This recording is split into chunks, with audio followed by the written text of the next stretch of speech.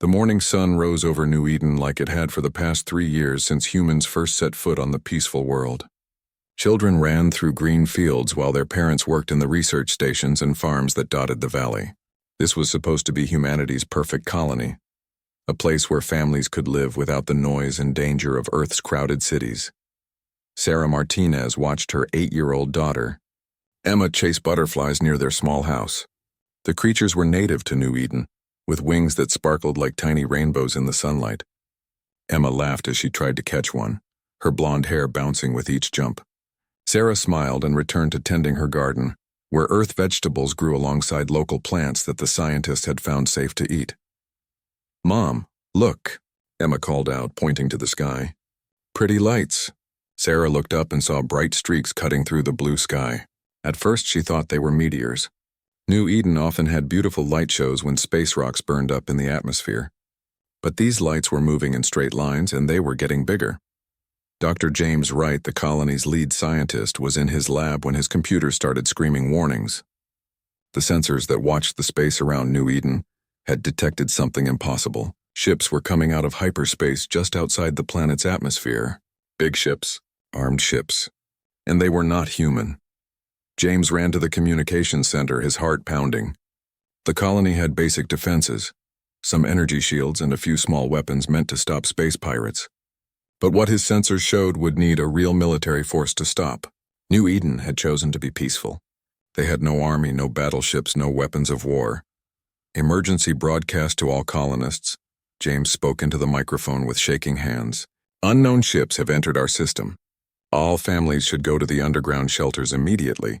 This is not a drill." The warning sirens began to wail across New Eden's valleys and hills.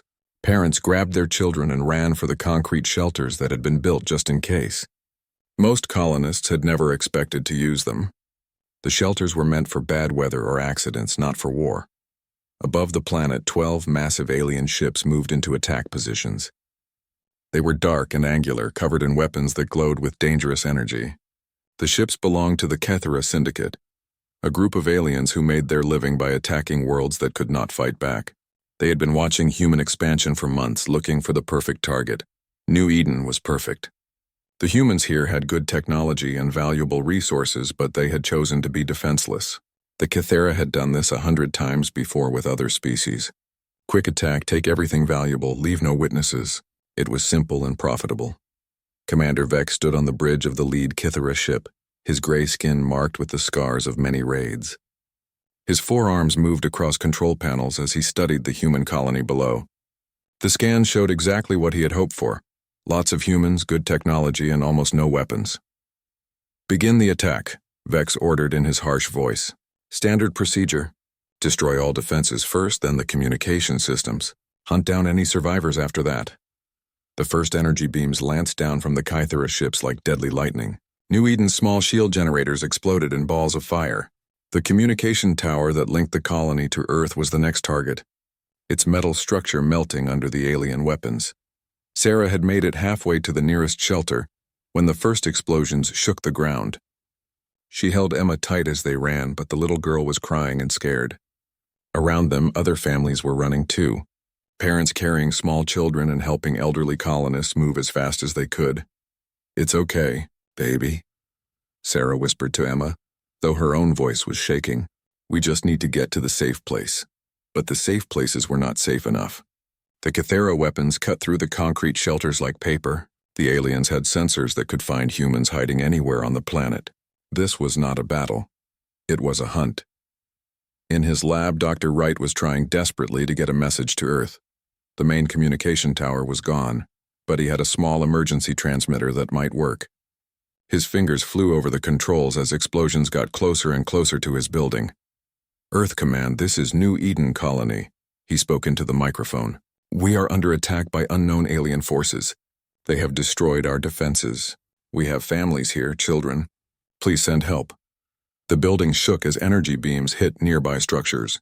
Wright could hear screaming outside as the Kethera soldiers landed and began hunting through the ruins. The aliens were tall and gray with forearms and faces that looked like nightmares. They carried weapons that could kill a human with one shot. "Earth Command, please respond," Wright tried again. "We have over 2,000 colonists here. Families, scientists, children. The attackers are not trying to capture us, they are killing everyone they find. A Kythera soldier smashed through the lab door, its weapon already charging with deadly energy. Wright looked at the alien's cold black eyes and knew he was going to die, but he kept talking into the microphone, hoping someone would hear. "Tell them we tried to be peaceful," Wright said as the alien raised its weapon. "Tell them we just wanted to build something good here. Tell them to remember New Eden." The energy beam hit Wright in the chest and he fell forward over his control panel, but his finger hit the emergency broadcast button as he died. His last words would be transmitted to every ship and station between New Eden and Earth. Across the colony, the hunt continued. The Kythera moved through the burning buildings like deadly shadows. They found families hiding in basements and children crying for their parents. The aliens showed no mercy and took no prisoners. Their orders were clear. Leave no witnesses to report what had happened here. Sarah and Emma had made it to one of the deeper shelters, along with about 50 other colonists. They huddled together in the dark, listening to the explosions and energy weapons firing above them. Some people were praying. Others were crying quietly. Everyone knew they were probably going to die. "Mom, I'm scared," Emma whispered. "I know, sweetie." Sarah held her daughter close. "But remember what Daddy always said? Even when bad things happen, good people don't give up. We love you so much, and Earth loves us too." The shelter's metal door began to glow red as Kythera cutting tools worked on it from outside. The aliens had found them. In a few minutes, the door would be open and the nightmare would be over. Sarah pulled out her small personal communicator, one of the few that still worked. She activated the camera and looked at her daughter's face, trying to memorize every detail. Then she started recording. "My name is Sarah Martinez," she said quietly into the camera. "My daughter is Emma. We lived on New Eden for 3 years. It was beautiful here. We grew flowers and studied butterflies and taught our children about the stars. The cutting tools were almost through the door now. The aliens who did this, they chose to attack families. They chose to attack children. They knew we couldn't fight back, and they came anyway." Sarah's voice was getting stronger now, even though she was crying. "I want Earth to know that we tried to build something good here. We tried to be the best of humanity." The door fell inward with a crash. Dark shapes moved into the shelter, weapons ready. "Emma, close your eyes, baby," Sarah whispered. Then she looked into the camera one last time. "Earth, please remember us. Please don't let them forget that we were here."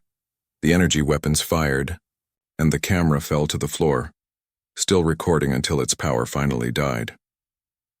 Above New Eden, the last human communication satellite transmitted its final message toward Earth before being destroyed. The signal would take 3 weeks to travel through hyperspace relays and reach home. 3 weeks before humanity would learn what had happened to their peaceful colony. 3 weeks before Earth would see the recordings of their children being hunted and killed by creatures from the stars. The Kythera finished their work by noon. They loaded their ships with anything valuable and prepared to leave. Commander Vex looked down at the burning ruins of New Eden and felt satisfied. Another successful raid. Another weak species taught the price of being defenseless in a dangerous galaxy. What the Kythera did not know was that they had just made the worst mistake in their long history of violence. They had not just attacked a human colony, they had attacked human families, human children. And humanity was about to learn exactly what had happened to them. The ships jumped to hyperspace, leaving New Eden as a smoking grave. But the signals were already racing toward Earth, carrying the last words of Dr. Wright and the final recording of a mother trying to protect her child. Soon, very soon, humanity would see what the Kythera had done, and then the galaxy would learn what happened when someone hurt humanity's children. Admiral Sarah Chen was having breakfast with her family when the emergency alert came through on every communication device in her house. The message was marked with the highest priority code, something that was only used when human colonies were in immediate danger. She had never seen this code used in her 25 years of military service. "Sarah, what is it?" her husband David asked, seeing the color drain from her face as she read the message. "New Eden," she said quietly. "Something's happened to New Eden." Within an hour, Chen was in the command center at Earth Defense Headquarters, along with every other high-ranking military officer on the planet. The room was filled with screens showing maps of human space and communication logs from the outer colonies. But everyone's attention was focused on one small screen that showed the last transmission from Dr. Wright. The recording played his desperate voice. Earth Command, please respond. We have over 2,000 colonists here. Families, scientists, children. The attackers are not trying to capture us. They are killing everyone they find. Then came Sarah Martinez's final message. The room went completely silent as they watched a mother hold her frightened daughter, while alien weapons cut through their shelter door. Chen had seen combat footage before, had watched soldiers die in battle, but this was different. This was a mother trying to comfort her child while monsters hunted them both. Tell them we tried to be peaceful. Wright's voice continued from another recording. Tell them we just wanted to build something good here. Tell them to remember New Eden. President Torres entered the command center just as the recordings ended. She was a small woman who usually spoke softly, but her voice carried the weight of authority that had made her leader of Earth's government. How many? Torres asked simply. 2,134 colonists, Admiral Chen replied, including 412 children under the age of 16. Torres closed her eyes for a moment. When she opened them again, Chen saw something she had never seen before in the president's face. Pure, cold anger. Show me the alien ships, Torres said. The intelligence officers brought up what little they had learned about the attackers. The ships were identified as belonging to the Kythera Syndicate, a group known throughout the galaxy for attacking defenseless worlds. They specialized in hitting colonies that had valuable resources but weak defenses. They knew, Chen said as she studied the tactical analysis. The Kythera knew exactly what New Eden was. They knew it was full of families. They knew the colonists had chosen to be peaceful, and they came anyway. Ma'am, one of the communication officers called out. We're getting messages from other human colonies. They're asking for instructions. They want to know if they should prepare their defenses. Torres looked around the room at the faces of Earth's military leaders. These were people who had spent their careers preparing for war, but they had always imagined fighting other humans. Wars over resources or territory or politics. They had never imagined having to avenge the murder of children by aliens who treated human families like prey. Admiral Chen, Torres said, I'm giving you complete authority over Earth's military response. Every ship, every weapon, every soldier, whatever you need. What are my orders, ma'am? Torres was quiet for a long moment. When she spoke, her voice was steady but filled with a promise that sent chills through everyone in the room. Find every single alien that participated in the attack on New Eden. Find everyone who helped them. Find everyone who knew about it and did nothing to stop it. And then make sure the galaxy understands what happens when someone hurts our children. Within 6 hours, every news network on Earth was broadcasting the recordings from New Eden. The planet watched in horror as Dr. Wright begged for help that would never come. They saw Sarah Martinez holding her daughter in their final moments. They heard the energy weapons firing and the screams cutting off into silence. The reaction was immediate and unlike anything in human history. Every government on Earth suspended their conflicts and rivalries. The European Federation offered their entire fleet to Earth defense. The Asian Alliance opened their weapons research facilities.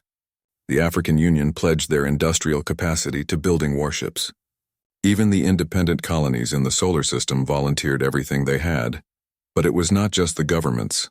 Across Earth, ordinary people began volunteering for military service. Shipyard workers started working 24-hour shifts without being asked. Scientists who had spent their careers on peaceful research began working on weapons technology. The entire species was mobilizing with a focus that scared even their own leaders. Dr. Elena Vasquez ran the most advanced weapons research facility on Earth. For 15 years, her team had been developing technologies that were too dangerous to use in conflicts between humans, weapons that could destroy entire fleets, devices that could crack planets, technologies that pushed the very limits of physics and morality. They had been built as deterrents, things so terrible that no human would dare use them against other humans, but they had never been meant for humans. Open all the classified projects, Vasquez told her team as they gathered in the secure laboratory. Everything we've been keeping locked away. These aliens want to hunt our children. Let's show them what humanity builds when we're really angry. The first project they activated was called Stellar Lance, a weapon that could focus a star's energy into a beam capable of cutting through any known material. The second was Quantum Storm, a device that could create artificial black holes small enough to control, but large enough to destroy anything in their path. The third was even worse. Admiral Chen found herself in command of resources she had never imagined. Every ship construction facility on Earth and in the solar system was being converted to military production. Civilian vessels were being retrofitted with armor and weapons. Mining ships became troop transports. Cargo haulers became missile platforms. But the most impressive sight was in the orbital shipyards above Earth. New designs were taking shape, ships that had been conceived in the darkest corners of military imagination but never built. These were not exploration vessels or defensive platforms. These were instruments of war, designed for one purpose: to find Earth's enemies and destroy them completely. The first new ship was the Vengeance, a massive battleship, equipped with weapons that had only existed in theoretical papers. Its main gun could punch through a moon. Its missiles could track targets across star systems. Its armor was made from materials that had been developed in secret laboratories beneath Earth's surface. "How long before the first fleet is ready?" Chen asked her chief engineer. 6 months, Admiral. But that's just the beginning. Once we start launching, we'll be putting a new battle group into space every month. The President has authorized unlimited resources. Chen nodded. She was studying star charts that showed the known locations of Kythera bases and ally species. The aliens had spent centuries building a network of trading posts, supply stations, and client worlds. They thought their territory was safe because they only attacked species that couldn't fight back. They were about to learn how wrong they were. "What about intelligence?" Chen asked. "What do we know about their organization?" The intelligence briefing was delivered by Commander Liu, Earth's best expert on alien cultures. The Kythera Syndicate operates like a criminal organization. They have client species that provide them with information about weak targets. They have supply bases hidden throughout the Outer Rim, and they have a strict hierarchy. Every raid is planned and approved by their leadership. Which means every alien that participated in New Eden was following orders, Chen said. And every alien that gave those orders is responsible for what happened to our children. Yes, ma'am. We estimate there are about 50,000 Kythera directly involved in their raiding operations, plus another 200,000 aliens from client species that support them.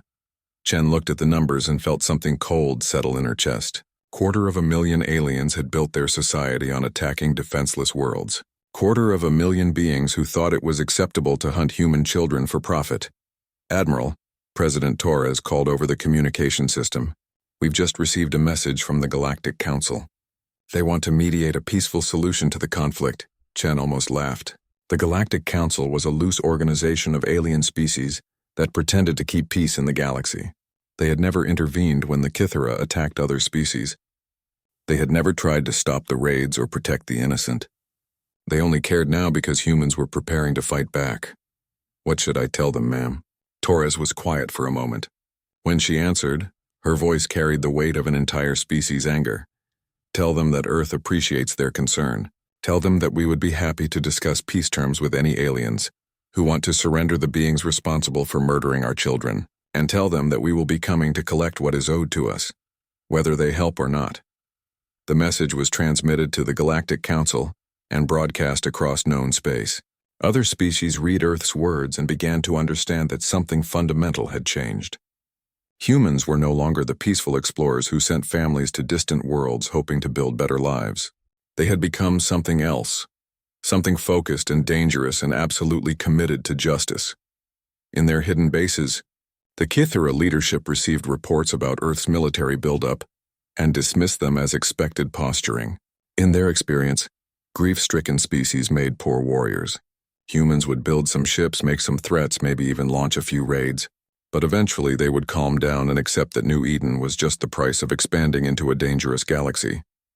The Kythera had studied human history and seen centuries of conflicts and wars. They thought they understood how humans fought, with anger and passion that burned hot but died out quickly. They did not understand that this was different. This was not a war between nations or ideologies.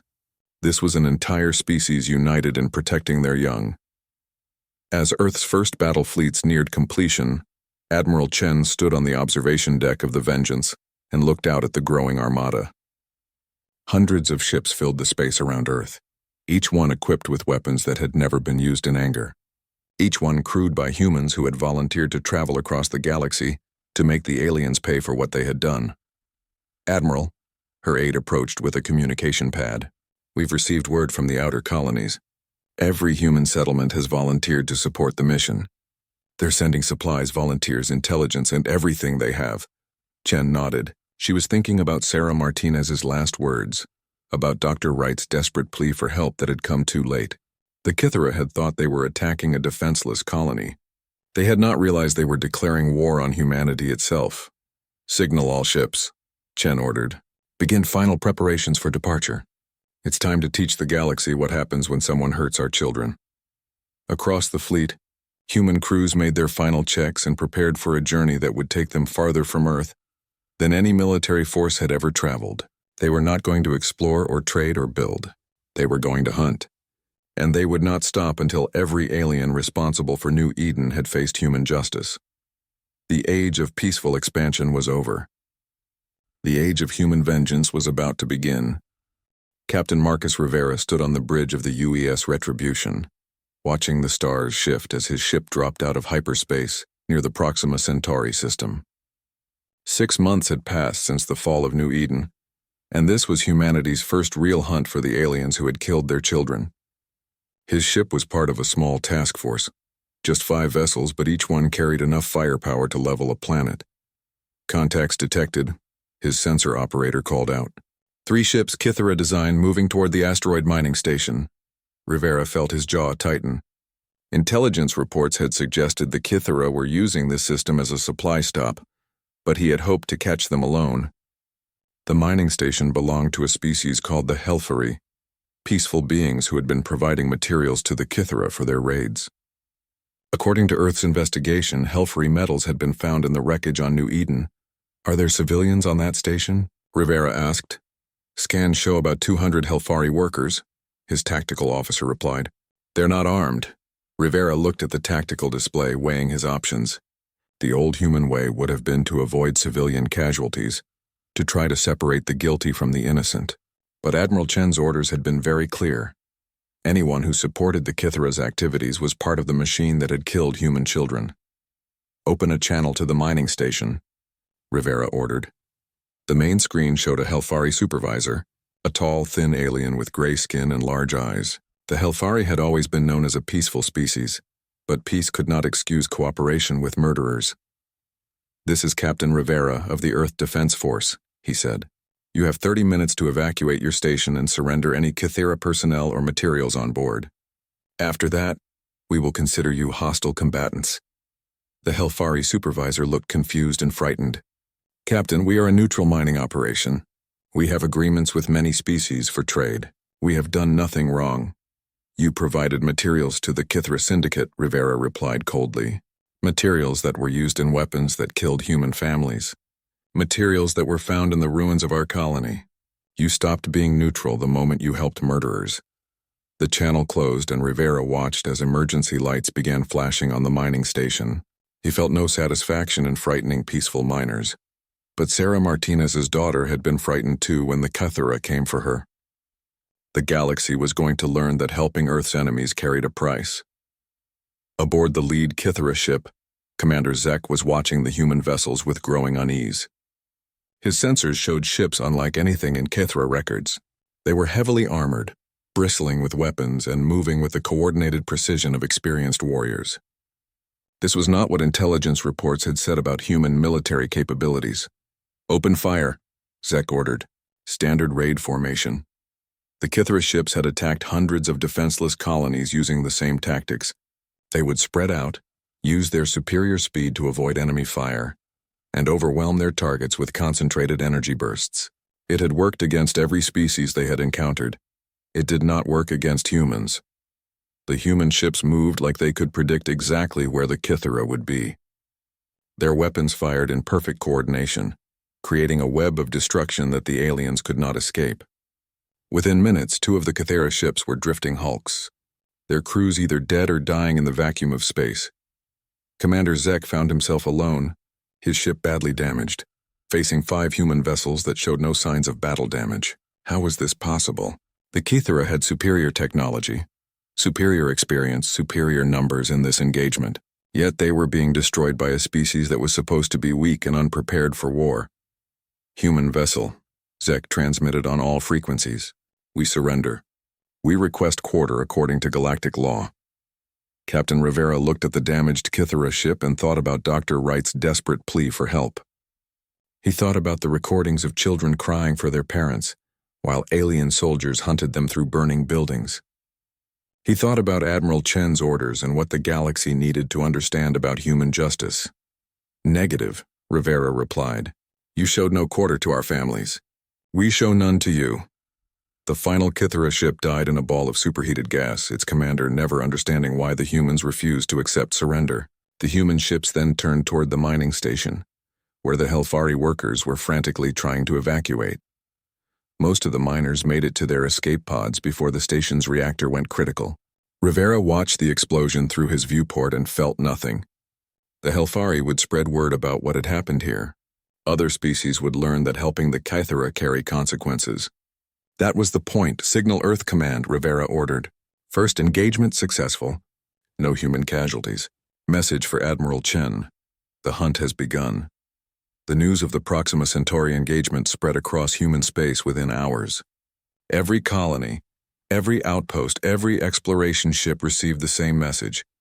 Earth Defense Forces had found Kythera raiders and destroyed them completely. The aliens who had thought humans were easy prey had lasted 17 minutes against human weapons. But the message that went out to alien space was different. It was broadcast on every known frequency, in every major galactic language, with a simple audio recording that made intelligent beings across the galaxy stop what they were doing and listen carefully. This is Admiral Sarah Chen of the Earth Defense Force. The message began. 6 months ago, the Kythera Syndicate attacked the human colony of New Eden. They killed 2,000 innocent people, including 400 children. They did this for profit, because they believed we could not defend ourselves. The recording included audio from New Eden, Dr. Wright's desperate pleas, Sarah Martinez's final words, the sounds of energy weapons firing and children screaming. Then Chen's voice returned, harder and colder than before. We have now begun our response. Every alien who participated in the attack on New Eden will be found and destroyed. Every alien who aided them will be held accountable. Every alien who continues to support them will be considered an enemy of humanity. The message ended with a simple statement that would be repeated on worlds throughout the galaxy. You killed our children. Now we're coming for yours. On a dozen worlds, alien governments received the human message and began emergency sessions to discuss what it meant. Most had heard of the Kythera Syndicate, but had ignored their activities because the raiders only attacked weak species. None of them had expected those weak species to have friends with battleships. The Galactic Council called for an immediate assembly to address the human crisis. Representatives from 50 species gathered on the neutral world of Harmony Station to debate what should be done about Earth's aggressive response to the New Eden attack. Ambassador Keth of the Valian Republic was the first to speak. The humans are overreacting to a simple raiding incident. The Kythera have been conducting such operations for centuries. It is the natural order of things. The strong take from the weak. Ambassador Yill of the Centauri Alliance disagreed. The humans lost an entire colony. Their response, while extreme, is understandable. Perhaps we should offer to mediate a settlement. What settlement? Asked Ambassador Torn of the Hegemony States. The humans have made their position clear. They want every Kythera involved in the raid. That's impossible. The Syndicate would never surrender their own people.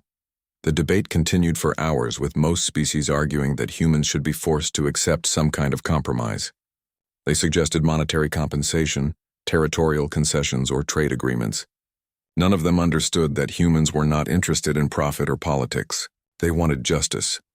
The answer came when Earth's representative, Ambassador Williams, finally spoke. The Council seems to misunderstand the situation, he said calmly. Earth is not seeking mediation or compromise. We are informing you of what will happen next. Every alien responsible for New Eden will face human justice. Every alien who helps them will be treated as an enemy.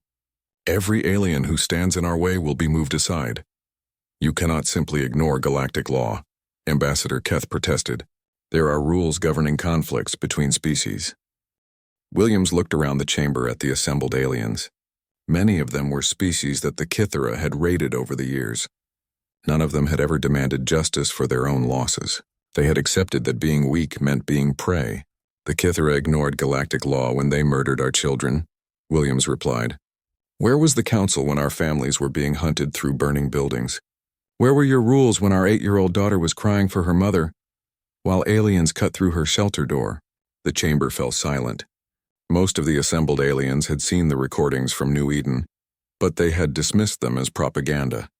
Now they were looking at a human who spoke about those deaths as if each one was a personal loss. Earth will pursue this matter through our own methods, Williams continued. We suggest that all law-abiding species cooperate with our investigation. We have no desire for conflict with peaceful beings, but we will not be stopped by bureaucracy or politics or fear of upsetting the balance of power in this galaxy. As the council session ended in confusion and argument, human fleets were already moving through space toward their next targets. Intelligence gathered from the wreckage at Proxima Centauri had revealed the locations of 3 Kithera supply bases and the names of 15 alien merchants who had sold weapons to the Syndicate. Captain Lisa Park commanded the 2nd Human Task Force, assigned to hit a Kithera supply depot in the Rigel system. Her ships arrived to find the base defended by both Kithera vessels and ships from 2 client species, the Dromax and the Kalari. Both species had provided support to Kithera raids for decades, taking a percentage of the profits in exchange for ships and warriors. This is Captain Park of the Earth Defense Force, she broadcast. All non-Kithera vessels have 60 seconds to withdraw from the area. After that, you will be considered hostile combatants. The Dromax commander responded immediately. Human captain, we are operating under legitimate trade agreements. You have no authority in this system. 60 seconds, Park replied, watching her tactical display as the alien ships maintained their defensive formation around the Kithera base.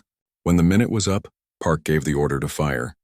Her ships had been equipped with the latest weapons from Earth's secret research programs, devices that could disrupt alien shield systems and turn their own armor against them. The Dromax and Kalari vessels discovered that their technology, which had seemed so advanced when used against defenseless colonies, was useless against human innovation. The battle lasted 11 minutes. When it was over, the Kithera base was a field of debris and the supporting alien ships had been reduced to scrap metal. Park transmitted the engagement data back to Earth, along with a list of the alien species that had chosen to fight alongside the Kithera. Admiral Chen will want to know about the Dromax and Kalari cooperation, Park told her intelligence officer. Make sure their homeworld locations are added to our target list. Across the galaxy, other human forces were achieving similar victories.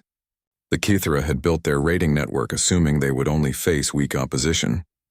They had never prepared for war against a species that combined advanced technology with the focused anger of parents seeking justice for their murdered children. But Admiral Chen was not satisfied with tactical victories. She wanted the galaxy to understand that attacking humans would never be profitable, never be safe, and never be forgotten. She wanted other species to hear the name Kithera and remember what happened to those who hunted human families. Broadcast this message on all frequencies, Chen ordered from her flagship as reports of human victories continued to arrive. The Kithera Syndicate chose to prey on the innocent. They chose to target families who sought only to build peaceful lives among the stars. They chose to hunt our children for profit.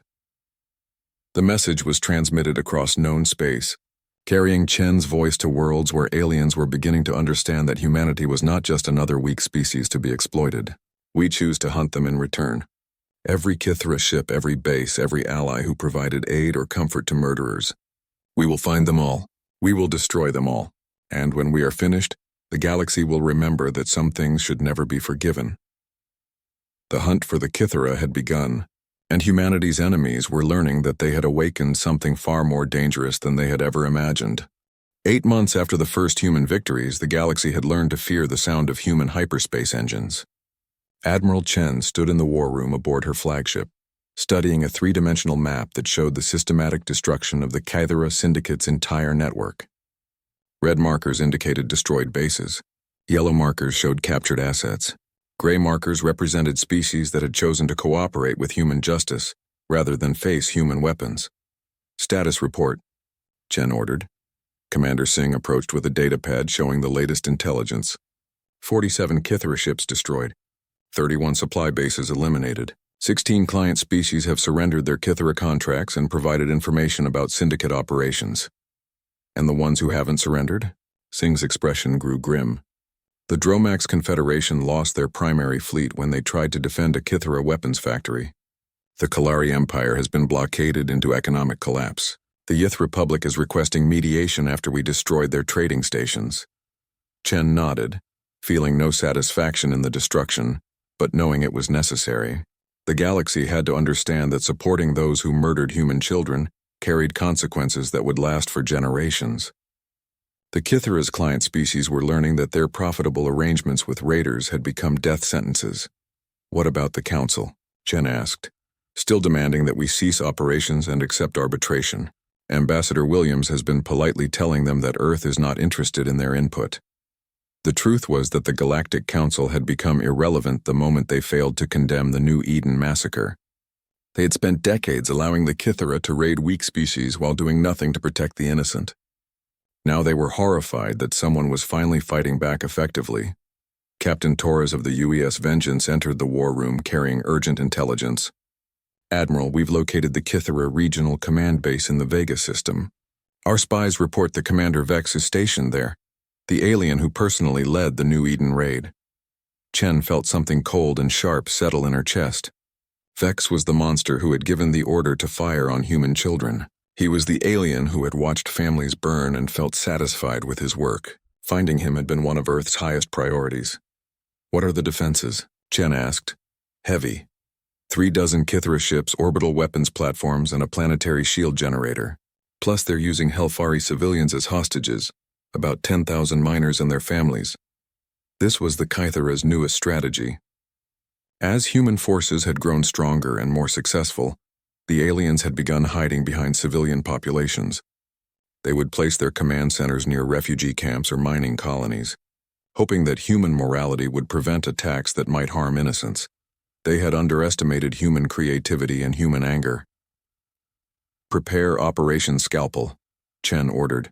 I want Vex alive if possible, but I want him to watch his entire command. Structure burn first.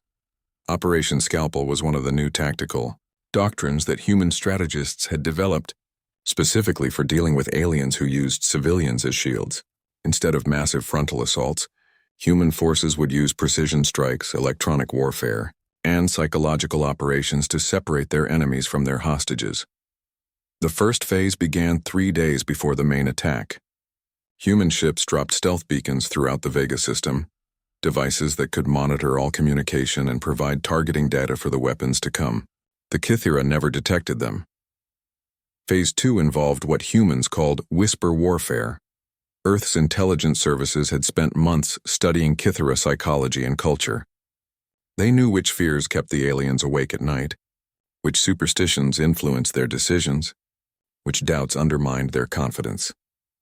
Human transmitters began broadcasting across the Vega system, sending messages that appeared to come from within the Kythera command base.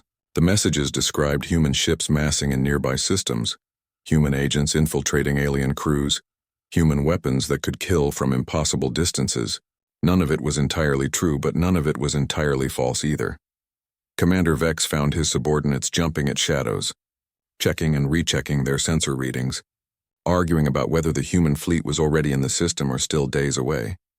Morale began to crumble as his officers realized they were facing an enemy that could strike them without warning and disappear before they could respond. Phase 3 was economic warfare. Human hackers infiltrated the Vega system's communication networks and began systematically destroying the Kythera's financial records. Supply contracts vanished from databases. Payment authorizations were corrupted. Trade agreements were altered to favor species that had cooperated with human justice. The Helfari miners who were supposed to be hostages suddenly found their employment contracts voided and their transportation paid for by mysterious benefactors. Refugee camps received food shipments from anonymous donors, along with transportation off-world. Within 48 hours, most of the civilian population had been evacuated by people they never saw. Commander, Vex watched his hostages disappear and his command structure fall apart, without a single human ship appearing on his sensors. He was beginning to understand that humans fought wars differently than any species he had encountered. They did not simply attack with superior firepower. They dismantled their enemies piece by piece, turning their own tools against them. Phase 4 was the actual attack, and it came from a direction that no Kythera had thought possible. The human fleet did not emerge from hyperspace at the edge of the system like every other military force in galactic history. Instead, they materialized inside the system's asteroid belt, having used experimental jump drives that could bypass normal hyperspace limitations. The Kythera's long-range sensors detected the human ships only moments before human weapons began firing. Admiral Chen's flagship, now renamed the New Eden's Vengeance, led the assault on the orbital platforms while smaller ships engaged the Kythera fleet. But this was not the close-range battle that the aliens had prepared for. Human weapons reached across impossible distances, guided by artificial intelligences that could predict enemy movements and compensate for relativistic effects. The Kythera ships found themselves fighting an enemy that seemed to exist in all places at once. Human missiles appeared from empty space. Energy beams struck from angles that should have been impossible. Electronic attacks turned Kythera computers against their own users. Surrender, Chen broadcast on all frequencies as the battle turned into a rout. This is Admiral Sarah Chen of the Earth Defense Force. All Kythera personnel will surrender immediately or be destroyed. Commander Vex, trapped aboard his failing flagship, looked at the tactical display showing the complete destruction of his forces. 36 ships reduced to 12 in less than an hour. Orbital platforms turned into debris. His once mighty command reduced to a few desperate vessels trying to escape. Human Admiral, Vex transmitted. We request terms of surrender according to Galactic Convention. Negative, Chen replied, her voice carrying across space like the judgment of an angry god. You showed no mercy to the families on New Eden. You hunted our children through burning buildings. You killed a mother while she tried to protect her 8-year-old daughter. Vex felt his blood turn cold as he realized the humans knew exactly who he was and what he had done. They had not stumbled across his base by chance. This entire operation had been designed specifically to capture him. You will surrender unconditionally, Chen continued. You will provide complete information about all Kythera operations, and then you will face human justice for the murder of our families. The remaining Kythera ships powered down their weapons and prepared to be boarded. Vex sat in his command chair and tried to understand how his species had made such a terrible mistake. The Kythera had attacked hundreds of colonies belonging to dozens of species. They had never faced consequences like this, but they had never attacked human children before. Human Marines boarded Vex's ship and found the Kythera commander sitting alone on his bridge, surrounded by the bodies of subordinates who had chosen death over capture. He looked up at the armored humans and saw something in their faces that made him wish he had chosen death as well. Commander Vex, the lead Marine said, you are under arrest for crimes against humanity. You will be returned to Earth to face trial for the murder of 2,134 human beings. As Vex was dragged away in restraints, Admiral Chen was already planning the next phase of humanity's campaign. The capture of a regional commander would provide intelligence about Kythera operations throughout the galaxy. But more importantly, it would send a message to every alien species that had ever considered humans easy prey. Broadcast this across all known frequencies, Chen ordered as her ships prepared to leave the Vega system.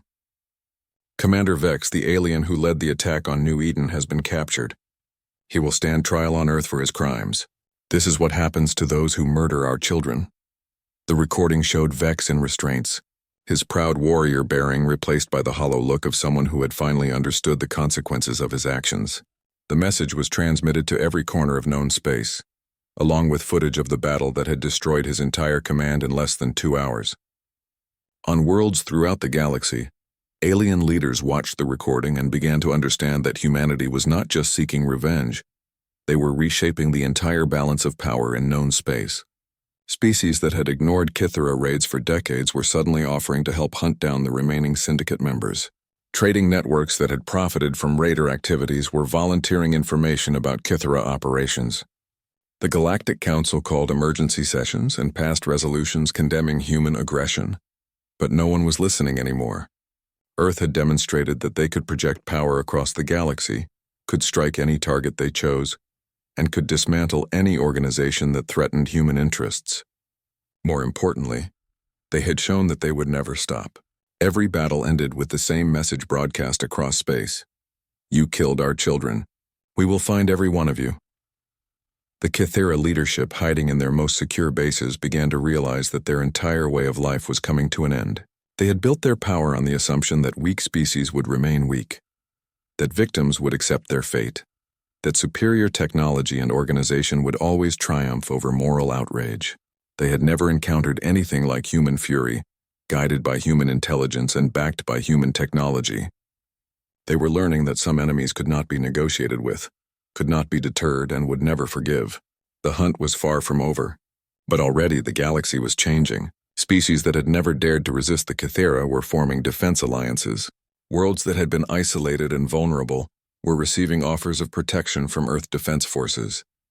The age of predatory raiding was ending, replaced by something the galaxy had never seen before: a species willing to cross any distance and pay any price to protect the innocent.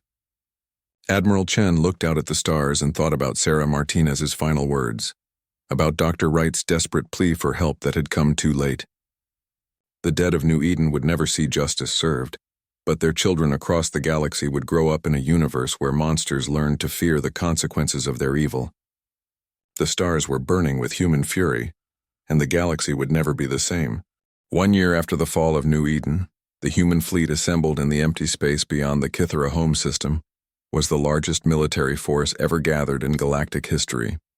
300 ships filled the void between stars, each one carrying weapons that represented the absolute pinnacle of human engineering and human anger. Admiral Chen stood on the bridge of her flagship and watched the final pieces move into position for humanity's ultimate judgment. "Fleet status report," she ordered. "All ships ready." "Admiral," Commander Singh replied, "Stellar Lance platforms are charged and locked onto the system's star. Quantum storm generators are positioned around the planetary defense grid. The orbital bombardment ships are standing by with planet cracker munitions." Chen nodded, studying the tactical display that showed Kythera Prime surrounded by everything the aliens had built to protect themselves. Orbital weapons platforms filled space around the planet. Energy shields covered the major cities.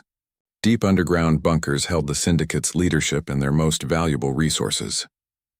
They had turned their homeworld into the most fortified position in known space. It would not be enough. The year of hunting had led to this moment.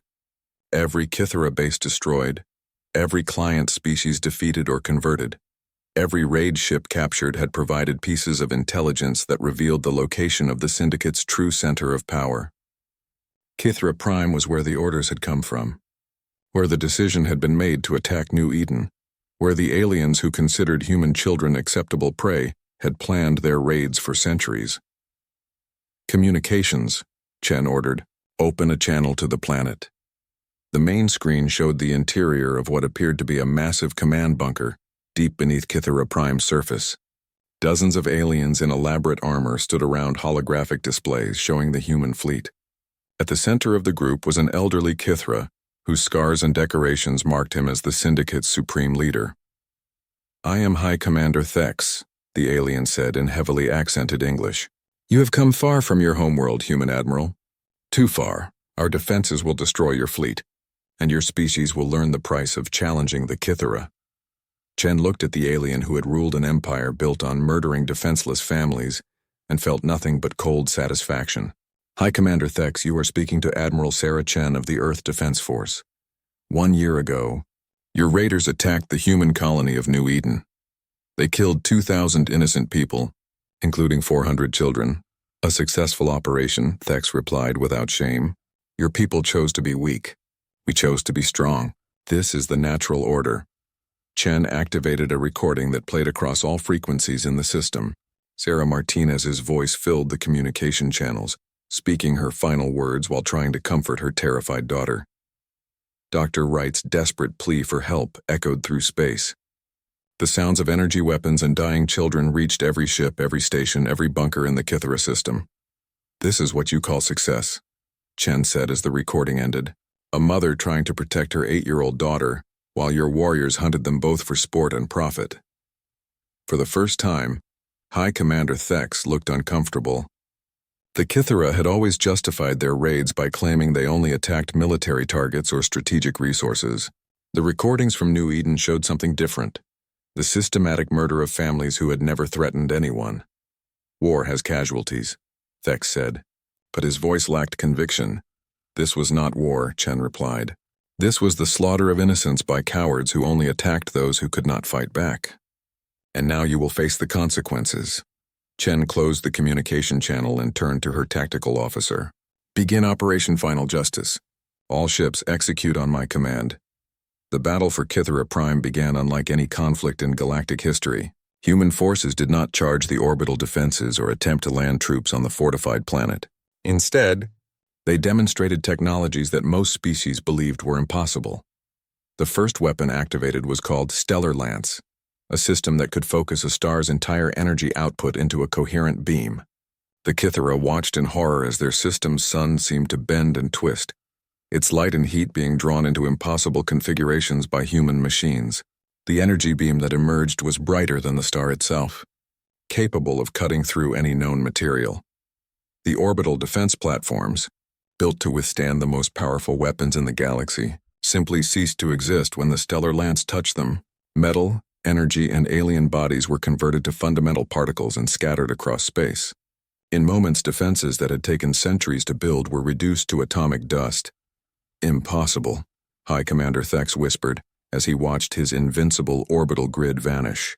No species has such technology, but the humans were just beginning.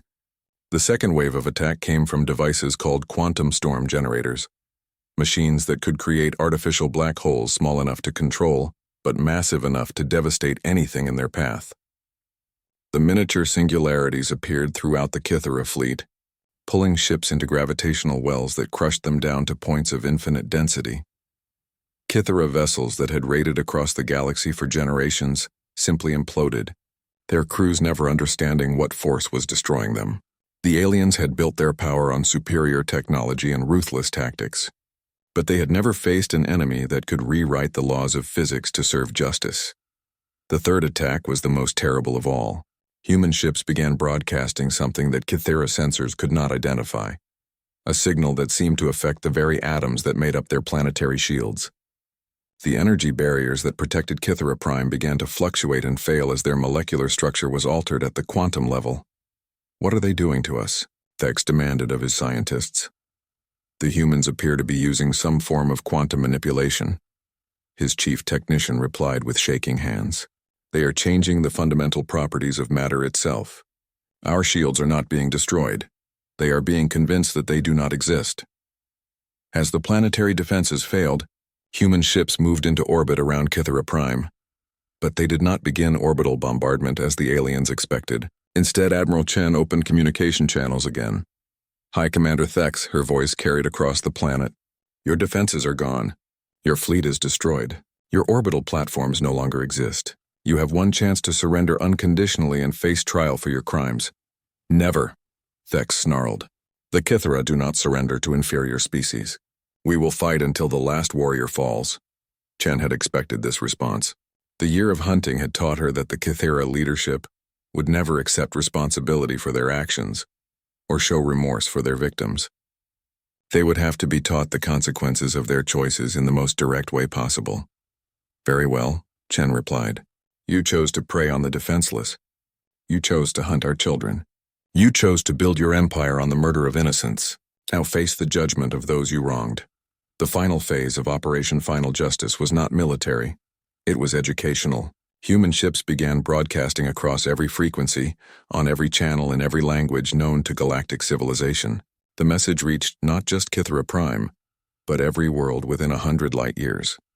The broadcast showed recordings from New Eden, not just the final moments of Sarah Martinez and Dr. Wright, but hours of footage that human investigators had recovered from the colony's ruins.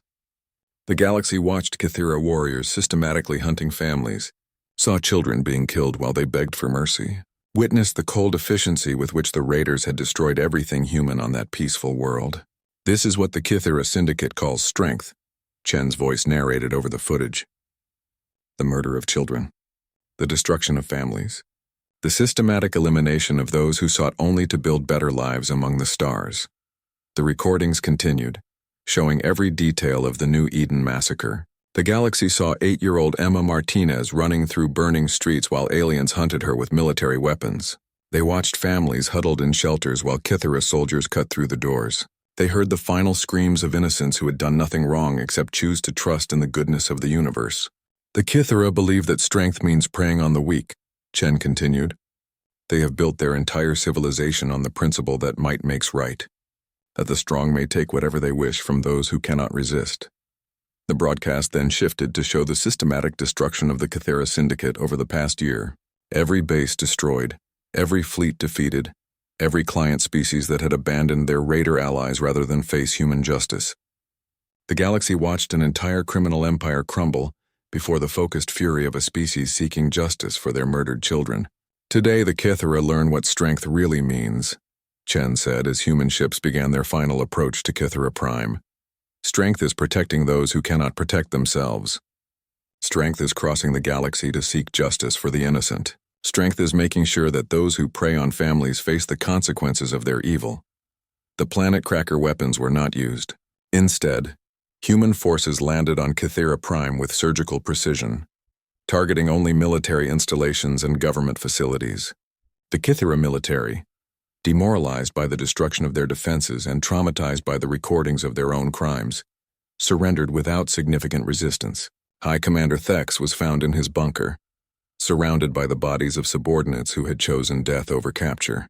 He looked up at the human soldiers with eyes that finally showed understanding of what his species had done. "You came for us," he said quietly. "Across the entire galaxy, you came for us." "We told you we would," the lead Marine replied. "You killed our children. We said we would find every one of you."